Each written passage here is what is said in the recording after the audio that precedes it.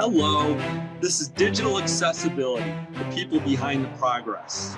I'm Joe Walensky, the creator and host of this series. And as an accessibility professional myself, I find it very interesting as to how others have found their way into this profession. So let's meet one of those people right now and hear about their journey.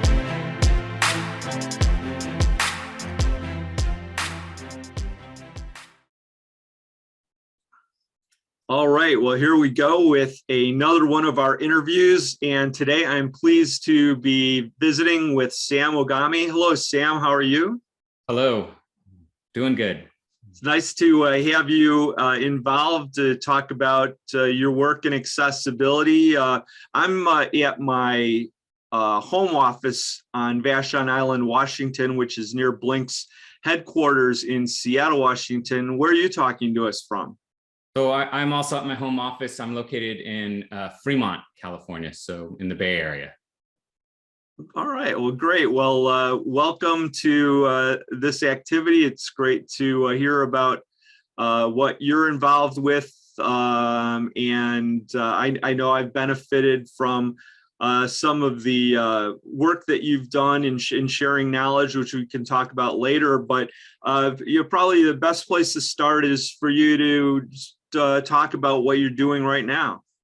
Okay, so I work for HP's Office of Aging and Accessibility. I wear many hats in that role, as I think is similar to lots of people in the accessibility industry. Primarily, I work with designers and developers and product managers to make sure our products are inclusive to people with disabilities.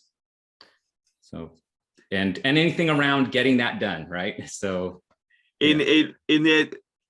obviously a really large organization. Kind of what's a day in the life or a week in the life for you in managing the activity at HP?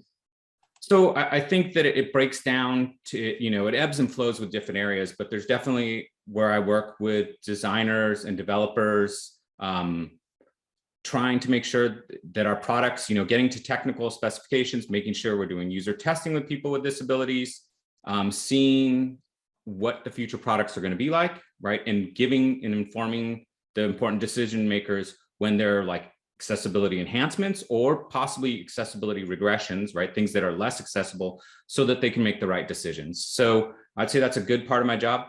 The other part is really keeping up as an expert, because I think there's a lot of great work in accessibility. And part of that is learning from users, learning from other experts in the field. So I will go and do research, look at different products. When I go pick up my grocery, go to Target or go to Costco or an electronics store, more so when it was COVID, look at what our competitors are doing around accessibility. And then the other part is working with my other industry partners. So I chair the ITIC accessibility group, so the Information Technology Industry Council accessibility group.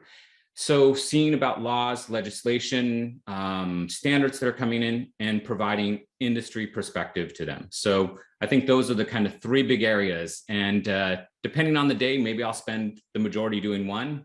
Some days, I'll be doing all three till, in the evening time, but it ebbs and flows in those ways. But you're obviously a really busy person. You have a lot going on, and I'd like to dig into those areas in a little bit more detail as we get further along in this chat. But one of the things I like to do is always find out what path people took to where they are today, how they became aware of accessibility and decided to make it part of their professional practice. So I don't know, where does it start with you? Take me back a little bit, and what was something that first got you thinking about being involved in this area? Oh, sure. So I think that for me, all the way back to when I was getting my, middle school, elementary, education, I had a learning disability, and access to text was really difficult for me. Textbooks, reading. I did not read for leisure. It was always a pain to do these things. So Around high school, I discovered this organization called Recording for the Blind and Dyslexic, and they offer tons of audio cassettes. I think they're called Learning Ally now. But really my interest in just the revolutionary change, and this was very old school kind of technology, but cassette tapes, right? So you could get textbooks on cassette tapes. So I was very interested in that. And then through my college work, I was very interested in technology in just general, but I wanted to do technology to help others, right? So I think it first came out of something that from some of the frustrations and experiences I personally had, and it's kind of evolved over my years to be something that I think is just a very rewarding career. And also to broaden, you can start with the personal perspective, but that's just kind of a spark to a fire. And then, you look and you say, okay, other people are experiencing things, other things. How can I make sure that technology is helping people and not hindering them? So that's kind of where I started. It was definitely very much an interest in digital talking books, and they were doing this thing called Daisy. I met this incredible man, George Kirscher, who is just a force in that whole field. And they were moving from cassette tapes to CDs, real fancy, like advanced technology. And it was just really interesting. So I studied computer science. And then I went to go work for the community colleges, worked in higher ed for a while. And that was also very rewarding, because that was a lot of work with not just the people who kind of design curriculum and trainings, but also working with students, right? So there was points in that where I got to work with students or provide assistive technology to students with disabilities. So I always thought that was just a lot of fun. And it's like something that I decided very quickly, like, I want to do this, keep on doing this type of work. So that's really what did it for me. Well, it sounds like, first of all, you're fortunate to be at a time when that technology first started coming out and have that available to you as a learner, needing and benefiting from that, and then working in the university level and supporting others is a path we've heard from a lot of others. So it sounds like it's kind of the timing was right to be able to move you naturally into this area. Absolutely. Yeah, it's I think that accessibility has a lot of rewarding aspects to it. So to be clear, there's frustrations in this field, but there's also just a lot of reward. And, with a little bit of distance and experience, I think, the pluses definitely outweigh a lot of the frustrations and things that can happen in the field. And at the time when you were working at university, were you involved in setting up technologies for students to work, or what types of activities did that consist of? Yeah, so I think one of the things I was very proud of that I did, I worked for the California Community College System, and I think the other part of it is I was just working with incredible people. I had the opportunity to work with people who had a lot of experience already, but it was helping to build better technology services, kind of system-wide. So there's 152 at the last time. It might be a little bit more than that, but there's a ton of community colleges throughout the state of California.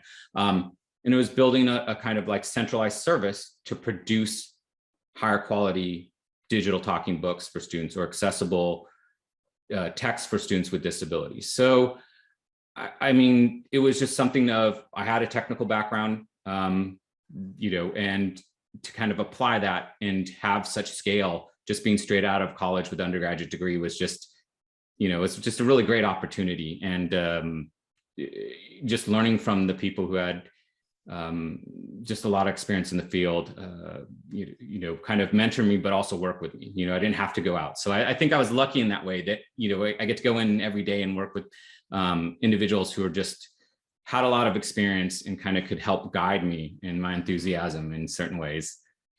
You mentioned your technical background. I think you said it was computer science that you studied. Were there any specific parts of that background that helped you at that stage in your career, or was it just mostly that you were comfortable with technology?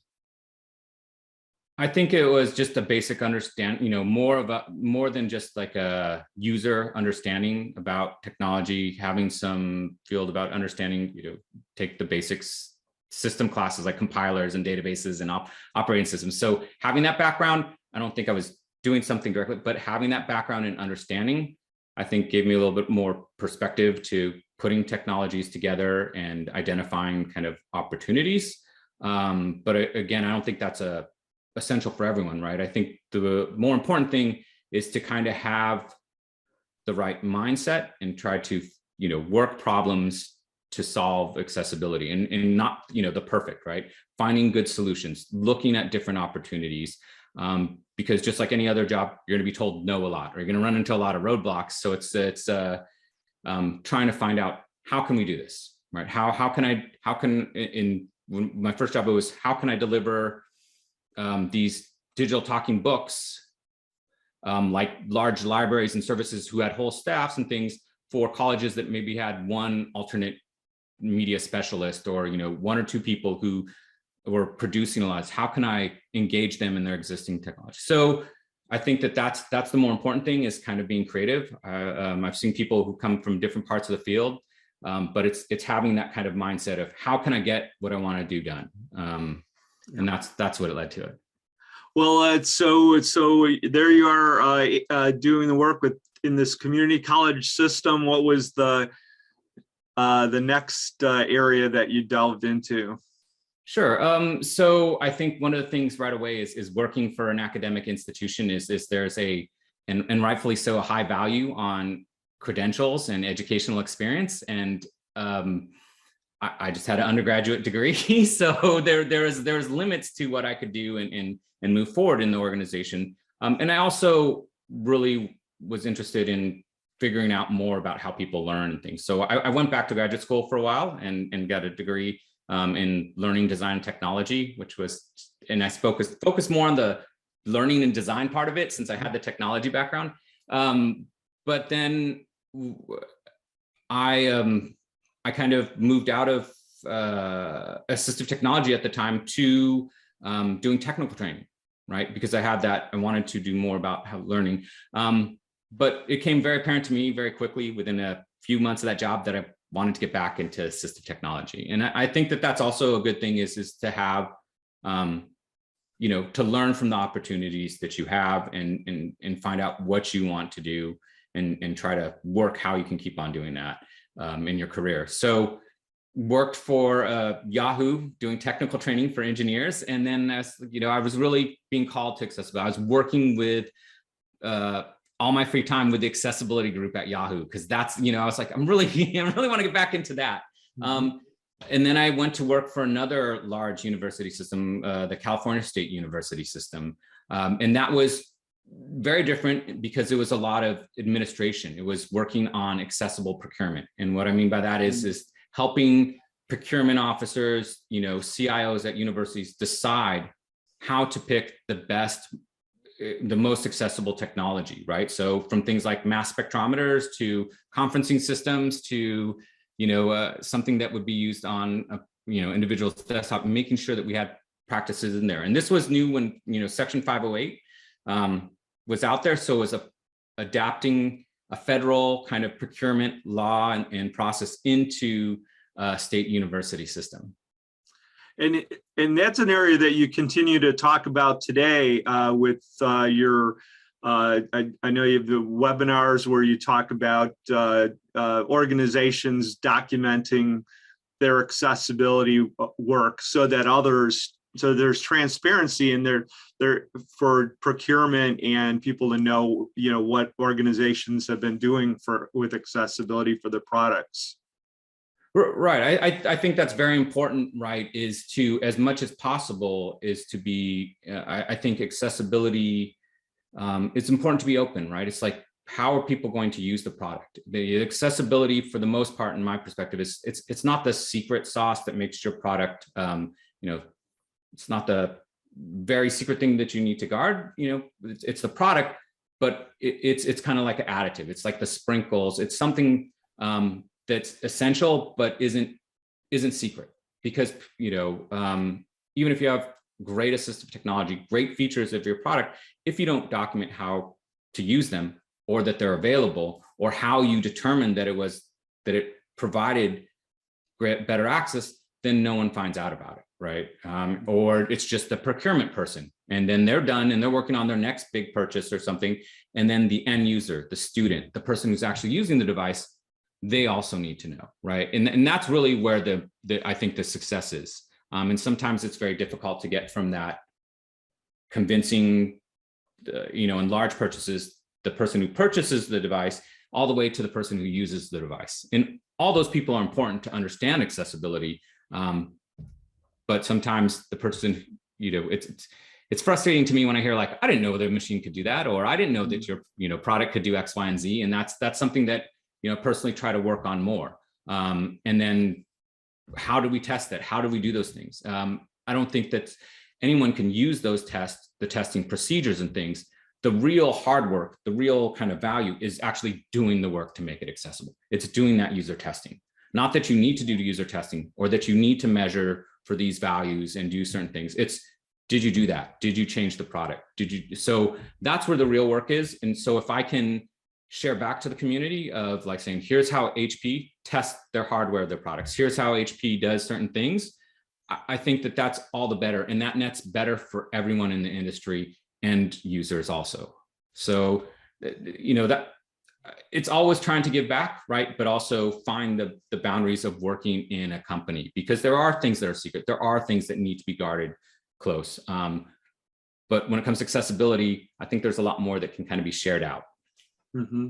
Well, the fact that there are best practices for organizations to let others know if how their products are accessible or not, I think is fabulous. But I think for a lot of people in organizations that do procurement, they may not necessarily be aware that those types of things exist. Like obviously, university procurement has a long history of knowing what to look for. And of course, the federal government, with the regulations requiring that. With a lot of organizations, if they want to know if a certain tool is accessible, I don't think it's really widely known that there are best practices for doing that. I know I vet products that our organization uses, and I know where to look for that kind of information. And if I contact an organization, when I get the reply back, I know right away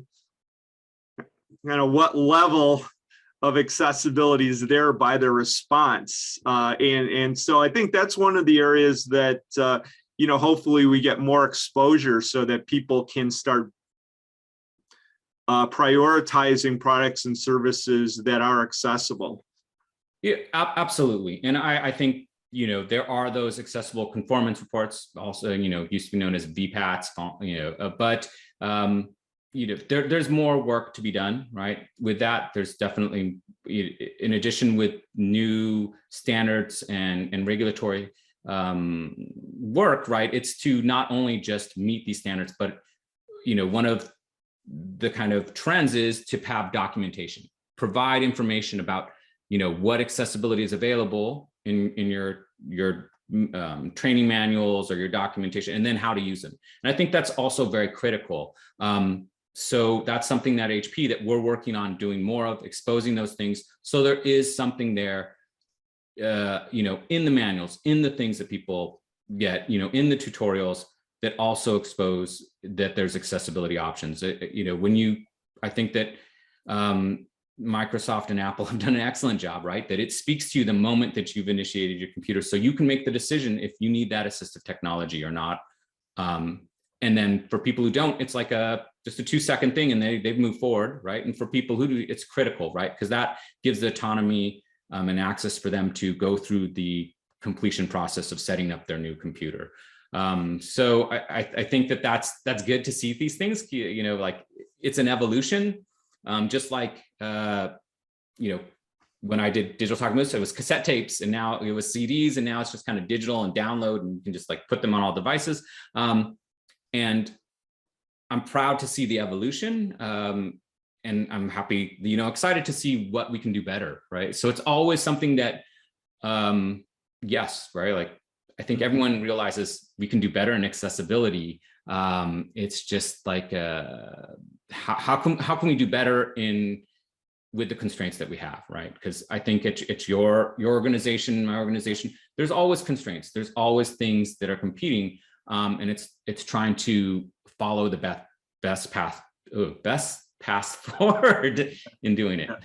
Well, I do want to ask you a little bit more about your HP work, but I don't want to skip over anything. Were there any things bridging your work with the California state system before HP that you think you'd like to share?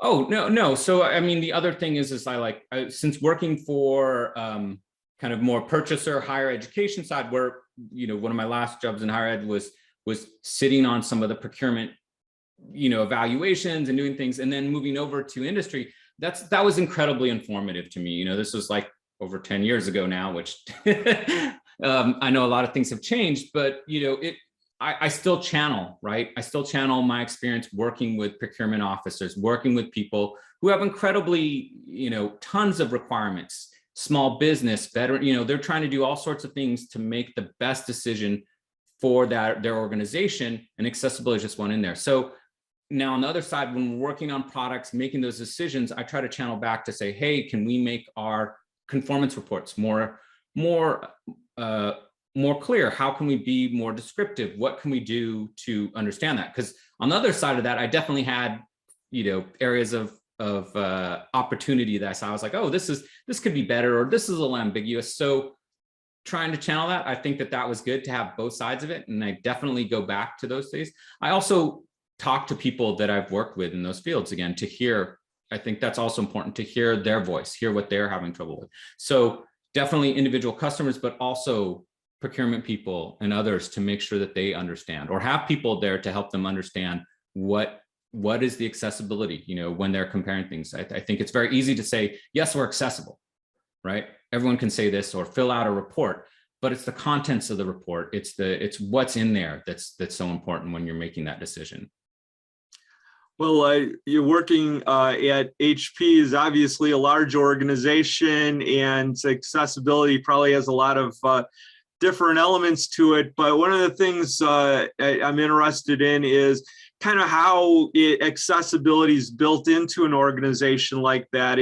Is there a overriding department or division that helps lead accessibility across the enterprise? Are there evangelists within individual divisions and training of a vertical nature within different parts of HP? Maybe tell me a little bit about how things are set up there. Sure. So there is a centralized office, right? So that's what I'm part of that team. I'm part of the central team. So I work across both our organization, big, it's like HP is a big company with lots of medium-sized companies within it. So I work across that. So there's definitely that approach. And that's where a lot of my work in understanding legislation, understanding new standards, that comes in, and that gets pushed back down to the businesses. And then I would say that there are individuals in different areas within those sub-businesses. So kind of just to break it down, there's like, personal systems, right? And then there's print and imaging. So there are people in those different organizations that also take care of accessibility. And those are my colleagues. So they don't need to become Section 508 experts, or they don't need to become WCAG experts, but they need to know, hey, these are the things that need to apply to you. Here's some things that you need to consider when creating your types of products. So it's a mix of both, right? And it is that kind of approach of, centralized things. We work in the central office, and then individual products. Now, sometimes we get pulled in, right, when there are new products or areas where there needs to be better discovery or things that are unknown, because I think in accessibility, there are things, right? There's still questions to be asked. There might not be a best practice, or that best practice might have changed. So I will work with the business teams, helping them discover that. And again, that's another area where if we can share some of that information back, right? Especially the things not to do, right? I think that's all the better, right? Maybe we found a good way to do certain things or something, but We've also found that they're probably through user testing and standards or analysis review. These are not great ways to do things. And if I can share that out and get the okays from the business and legal, right? That's another thing that I've tried to do in my career is say, here's some things to avoid because we tried this. You can try, so here's a better direction to go in, right? And again, I think that that's a way to find that balance of making accessibility inclusive and a team sport, right, across the industry, and then also still respecting the privacy and hard work that the organization has done. Mm-hmm. Yeah, and I know in a lot of larger organizations, if say a researcher, a designer, a product manager, a developer gets really activated and interested in accessibility, that often they're able to carve out a larger role where they can help bring that to other teams. Is there anything like that at HP where people can kind of make accessibility an important part of the activities that they're professionally involved with? Yes, yeah. So I think that yes. So that there's definitely part of that. There are people who are, there are people who it's just part of their role, and then there's people who have found a very much a passion in it, and there is a way to kind of cut out more space to that of what you want to do and make it part of your professional development or growth in the organization. So yeah, it's both ways, right? And that's definitely good because as a large organization at a centralized office, you can't know everything that's happening, right? You're not in every meeting. You don't know what's so it's good to have those people. And that's the other thing that I've tried to do in my career is set up a good cadence of meeting with individuals. And sometimes they come to me and sometimes they defer, but just, what's going on? What are the new things? What are some things that you're thinking about or your group is thinking about with these products? And I think that's important because I'm sure you've heard it from other experts, but accessibility needs to be interwoven in all the steps in the business process. And that's even at the level of, just discovery, right? Oh, we're experimenting with a new interface, or we're experimenting with using, push buttons or whatever. So I think that that's really important to have those types of considerations of accessibility in there. Of course, at the end and, through the development and all those other parts of, but even at that early stage of accessibility in products. Well, as I look back on my time in accessibility, I think it started around 1998 for me, so about 22 years. Yeah, I look back and there's things where I'm really impressed with where we've come in that time with accessibility. And then there's other things I kind of look back and I'm like, I really thought we would have been farther along than we are now in certain areas. Are there, any areas where you're particularly excited about the new developments, or the other side of that, maybe some areas where you would hope there would be, more work or more improvement going on? I guess an area that I'm just impressed with is kind of the maturity level of digital talking books, and just that is awesome. And just when you talk to users, right, it's just like an expectation. They're like, what, you use cassettes and you had to listen to, you'd hit the fast forward button, listen to these low tone beeps to count the pages, and that's crazy, right? Like, it's just assumed now. Go to a certain page, go to a certain chapter in an accessible. So, and that's just commonplace now. And you can download books on your phone, right? It's like a snap now. And that evolution, it's happened a long time ago, but I'm very happy that now it's just like, it's just an expectation. It's the way it should be. It's the things that are there. I would say that also with, web accessibility and software, that's really done a lot better, right? Of course, there are areas, right, that need more work in those, but I think the maturity, the work with WCAG, it's just gotten so much better and it's improved. So those are the areas I'm definitely impressed with, right? I think that there's some more attention, right? Areas that I wish or feel like there needs to be that are sometimes considered is, as we're focusing on the digital, the kind of software, the web, it's the physical that also still needs to be important. And I think that area still, can still have more improvements, to still have an evolution there. Because if you can't get to the device, if you can't access the device, if the user can't put their intentions or interpret what's on that physical piece of hardware, the keyboard, the touchscreen, the whatever, it doesn't matter how accessible that web page is or that piece of software or the operating system, because that physical to digital, there's a problem there, and that kind of stops everything else in the flow, right? Mm-hmm. So I think that there's work to be done. I'm not saying that there's frustration, but I think that's exciting too, right? There's work to be done there, and that's fun, right? There's a fun way to do things, and I think that it's with the VR and XR and the organization that Larry Goldberg kind of set up with the XR Access group, right? Of looking at virtual reality and augmented reality and saying, hey, let's consider accessibility at more of the infancy of this type of technology. Those are great signs, right? It's being done where, unfortunately, a lot of things in accessibility, especially for users, is you adopt a bunch of technology like, oh, we're gonna put tablets, we're gonna give every student tablets. And then it's the consideration of, what about users with disabilities? And it shouldn't be that way. And that's frustrating. That causes a lot of worry and headaches for users that, if the consideration was done before. So seeing that things are considered more earlier on with adoption and doing things, I think that that's also very, very good and very exciting, and makes me happy to see. Well, I know you've been involved in a lot of volunteerism and sharing knowledge. We talked about that briefly before. Are there any organizations or resources that you're involved with that you'd particularly like to call out that you think might be interesting for others to explore? Any your webinars or any of that type of thing?